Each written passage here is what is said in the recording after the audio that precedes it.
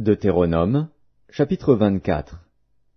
Lorsqu'un homme aura pris et épousé une femme qui viendrait à ne pas trouver grâce à ses yeux, parce qu'il a découvert en elle quelque chose de honteux, il écrira pour elle une lettre de divorce, et, après la lui avoir remise en main, il la renverra de sa maison. Elle sortira de chez lui, s'en ira, et pourra devenir la femme d'un autre homme. Si ce dernier homme la prend en aversion, écrit pour elle une lettre de divorce, et, après la lui avoir remise en main, la renvoie de sa maison, ou bien, si ce dernier homme qui l'a prise pour femme vient à mourir, alors le premier mari qui l'avait renvoyée ne pourra pas la reprendre pour femme après qu'elle a été souillée, car c'est une abomination devant l'Éternel, et tu ne chargeras point de péché le pays que l'Éternel, ton Dieu, te donne pour héritage. Lorsqu'un homme sera nouvellement marié, il n'ira point à l'armée, et on ne lui imposera aucune charge. Il sera exempté par raison de famille pendant 1 an, et il réjouira la femme qu'il a prise. On ne prendra point pour gage les 2 meules, ni la meule de dessus, car ce serait prendre pour gage la vie même. Si l'on trouve un homme qui ait dérobé l'un de ses frères, l'un des enfants d'Israël, qui en ait fait son esclave ou qui l'ait vendu, ce voleur sera puni de mort. Tu ôteras ainsi le mal du milieu de toi. Prends garde à la plaie de la lèpre, afin de bien observer et de faire tout ce que vous enseigneront les sacrificateurs, les Lévites.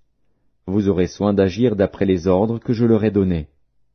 Souviens-toi de ce que l'Éternel, ton Dieu, fit à Marie pendant la route, lors de votre sortie d'Égypte. Si tu fais à ton prochain un prêt quelconque, tu n'entreras point dans sa maison pour te saisir de son gage. Tu resteras dehors, et celui à qui tu fais le prêt t'apportera le gage dehors. Si cet homme est pauvre, tu ne te coucheras point, en retenant son gage. Tu le lui rendras au coucher du soleil, afin qu'il couche dans son vêtement et qu'il te bénisse. Et cela te sera imputé à justice devant l'Éternel, ton Dieu. Tu n'opprimeras point le mercenaire, pauvre et indigent, qu'il soit l'un de tes frères, ou l'un des étrangers demeurant dans ton pays, dans tes portes. Tu lui donneras le salaire de sa journée avant le coucher du soleil, car il est pauvre, et il lui tarde de le recevoir. Sans cela, il crierait à l'Éternel contre toi, et tu te chargerais d'un péché. On ne fera point mourir les pères pour les enfants, et l'on ne fera point mourir les enfants pour les pères. On fera mourir chacun pour son péché. Tu ne porteras point atteinte aux droits de l'étranger et de l'orphelin, et tu ne prendras point en gage le vêtement de la veuve. Tu te souviendras que tu as été esclave en Égypte, et que l'Éternel, ton Dieu, t'a racheté.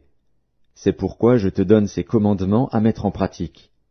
Quand tu moissonneras ton champ, et que tu auras oublié une gerbe dans le champ, tu ne retourneras point la prendre. Elle sera pour l'étranger, pour l'orphelin et pour la veuve, afin que l'Éternel, ton Dieu, te bénisse dans tout le travail de tes mains. Quand tu secoueras tes oliviers, tu ne cueilleras point ensuite les fruits restés aux branches. Ils seront pour l'étranger, pour l'orphelin et pour la veuve. Quand tu vendangeras ta vigne, tu ne cueilleras point ensuite les grappes qui y seront restées. Elles seront pour l'étranger, pour l'orphelin et pour la veuve. Tu te souviendras que tu as été esclave dans le pays d'Égypte. C'est pourquoi je te donne ces commandements à mettre en pratique.